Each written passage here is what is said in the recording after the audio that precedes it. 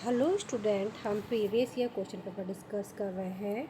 आज की क्लास में हम प्रीवियस ईयर सीएचओ का क्वेश्चन पेपर डिस्कस कर रहे हैं जो आने वाली सभी एग्ज़ाम्स के लिए बहुत ही इम्पोर्टेंट होने वाला है। सो प्लीज़ आप हमारे क्लास में बने रहिए। यदि आपने हमारे चैनल को लाइक, सब्सक्राइब और शेयर नहीं किया है तो जाके कर दीजिए। बेल आइकन को दबा के रखिए ताकि आने वाली सभी क्लासेस की नोटिफिकेशन आप लोगों को मिलती रहे। आज हम मॉडल क्वेश्चन पेपर डिस्कस करेंगे जिसके कुछ एमसीक्यूज डिस्कस करेंगे और ये जो रिमेनिंग एमसीक्यूज है ये एक साथ करेंगे। Okay, now next question is Bharat में मातृ मृत्यु का सबसे प्रमुख कारण क्या है। ठीक है, तो जो भारत में सबसे ज़्यादा मदर्स डेथ की या मैटरनिटी डेथ के क्या कारण है, तो क्या कारण है? रक्त स्राव या हेमरेज। ओके, इंडिया में यदि हम बात कर रहे हैं तो सबसे ज़्यादा डेथ किसकी वजह से होती है पोस्टपार्टम पीरियड में, तो वो होती है हेमरेज की वजह से। ठीक है, पोस्टपार्टम हेमरेज की वजह से। नाउ नेक्स्ट क्वेश्चन, असुरक्षित यौन संबंध के बाद कितने समय के भीतर आपातकालीन गर्भ निरोधक लेने से गर्भ ठहरने की संभावना कम हो जाती है? तो कितने घंटे के अंदर लेना चाहिए?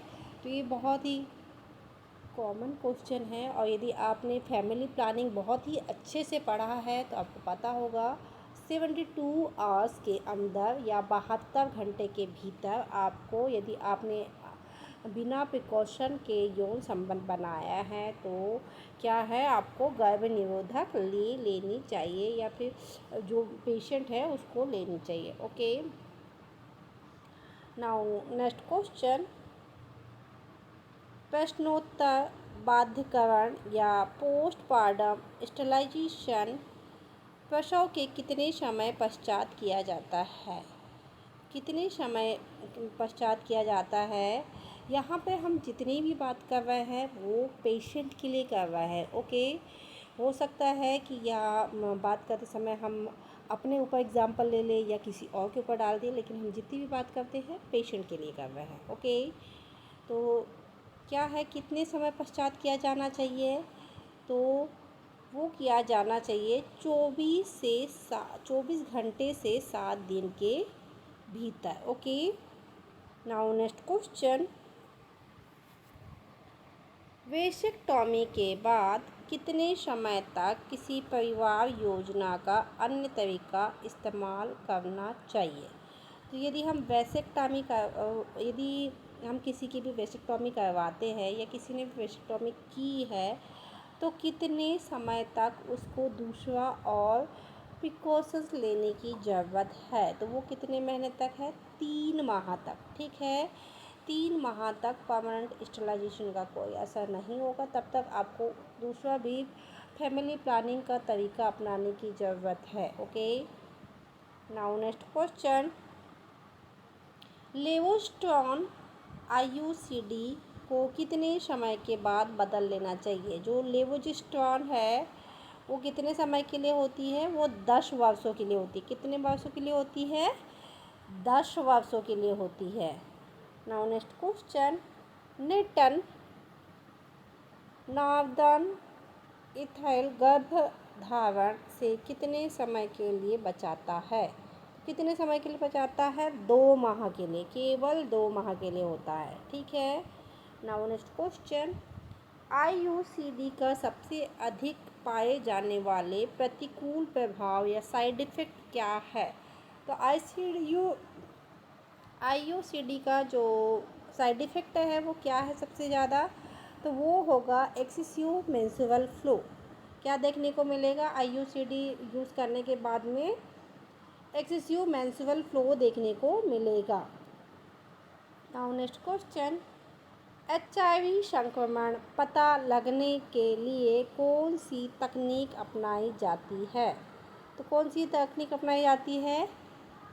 वो है वेस्टर्न ब्लॉट तथा एलाइजा टेस्ट। ओके, कौन सी? वेस्टर्न ब्लॉट या एलाइजा टेस्ट। सो स्टूडेंट, ये थे सीएचओ के एमसीक्यूज जो आज कंप्लीट हुए। इसके जो रिमेनिंग एमसीक्यूज है जीके और रीजनिंग के हैं जो हम इस पार्ट में कवर नहीं करेंगे। इसके बजाय हम नर्सिंग के क्वेश्चन पेपर या वो जो मॉडल क्वेश्चन पेपर है उसके बारे में डिस्कस करेंगे।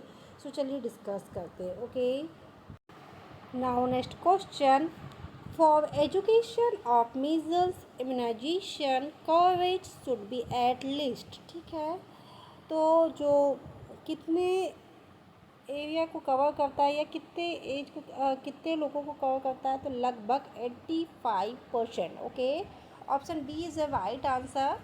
मीजल्स वैक्सीन जो है या मीजल्स इम्यूनाइजेशन है कितना परसेंटेज तक कवरेज देता है, तो वो कवरेज देता है 85% तक। Okay, now next question, period of maximum effectivity of mumps during, तो कब है सबसे ज़्यादा इन्फेक्टिविटी कब होती है मम्स के इन्फेक्शन में, तो वो होती है इंक्यूबेशन पीरियड के समय।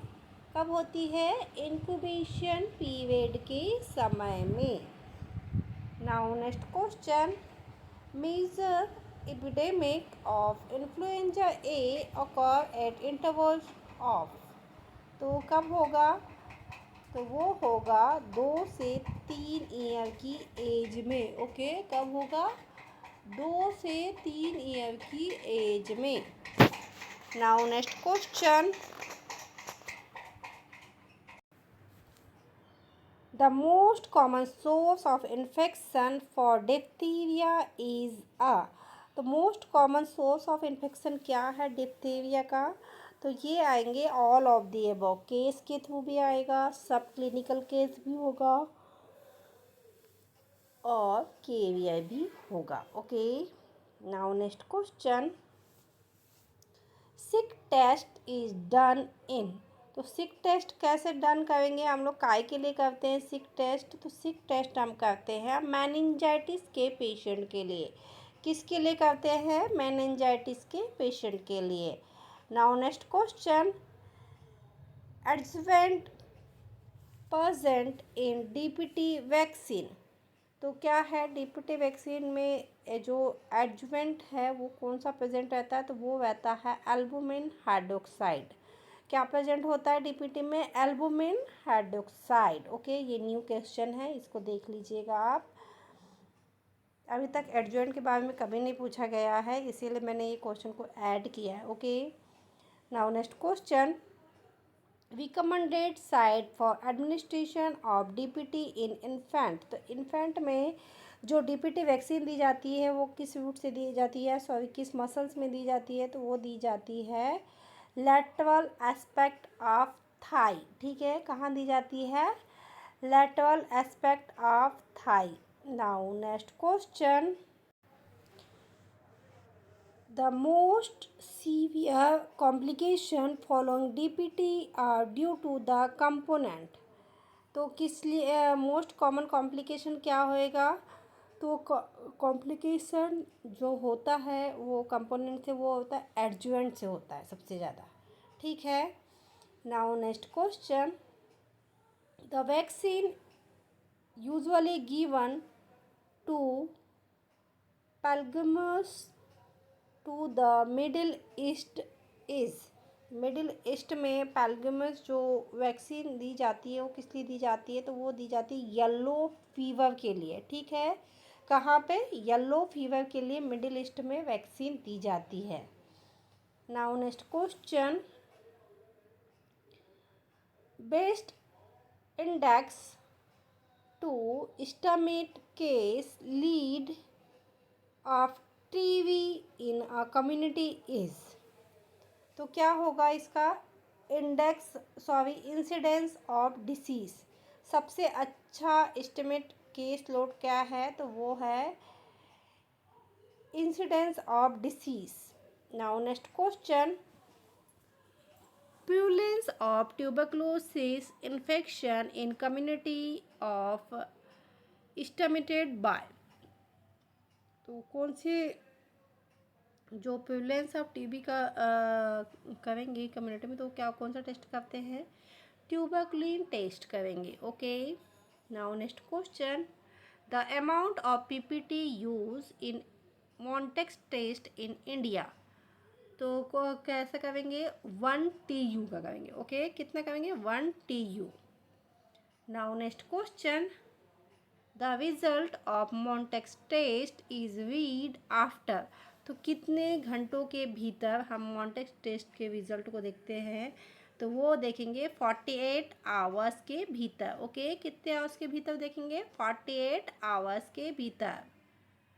अब मॉन्टेक्स टेस्ट किस लिए किया जाता है, आप ये मुझे कमेंट बॉक्स में लिख के बताइएगा।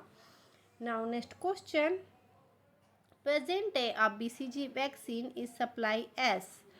तो जो आज की डेट में BCG की वैक्सीन है वो किस फॉर्म में सप्लाई होती है, तो वो होती है फ्रीज ड्राइड वैक्सीन। ओके, क्या होगी, freeze dried vaccine. Now next question, the diluent use for the reconstitution BCG vaccine is. तो कौन सा डाइल्यूएंट यूज़ करते हैं, क्योंकि हमने देखिए प्रीवियस क्वेश्चन में क्या पढ़ा कि जो BCG की वैक्सीन आजकल कैसी आती है, फ्रीज ड्राई पाउडर के फॉर्म में आती है ना। तो अब यहाँ पूछ रहा है आप उससे डायरेक्ट कैसे करेंगे उसको, तो डाइल्यूट किया जाता है नॉर्मल सलाइन के थ्रू। ओके, कैसे किया जाता है, नॉर्मल सलाइन के थ्रू। सबके डाइल्यूएंट अलग अलग है, सो प्लीज़ सबके डाइल्यूएंट अलग अलग है, उनको याद कीजिए आप लोग। Okay, now next question, reconstituted BCG vaccine should be used within। तो कैसे ये करेंगे, तो वो होगा कितने आवर्स में होगा, कितने आवर्स तक उसको यूज़ करना होगा रिकॉन्स्टिट्यूट वैक्सीन को, तो वो होगा 6 आवर्स तक। ओके, कब तक होगा, 6 आवर्स तक। सो स्टूडेंट, ये थे बहुत ही इम्पॉर्टेंट MCQ जो हमने आज की क्लास में डिस्कस किया। आई होप आपके लिए ये MCQs बहुत ही इम्पॉर्टेंट हो, क्योंकि ये जो MCQs है जितने भी हैं, मैंने बहुत अलग अलग जगह से कहना चाहिए एक एक क्वेश्चन ले लेके बनाए हैं, जो आने वाली सभी एग्ज़ाम्स के लिए, स्पेशली CHO के लिए जो आज के MCQs हैं इम्पॉर्टेंट होने वाले हैं। ठीक है, सो प्लीज़ आप हमारी क्लास में बने रहिए। अभी जो और आने वाली क्लासेस हैं उनमें हम एम्स के जितने प्रीवियस ईयर के क्वेश्चन पेपर है उनको डिस्कस करेंगे। सो प्लीज़ क्लास में बने रहिए। यदि आपने हमारे चैनल को लाइक, सब्सक्राइब और शेयर नहीं किया तो जाके कर दीजिए। बेल आइकन को दबा के रखिए ताकि आने वाली सभी क्लासेस की नोटिफिकेशन आप लोगों को मिलती रहे। Thank you for watching.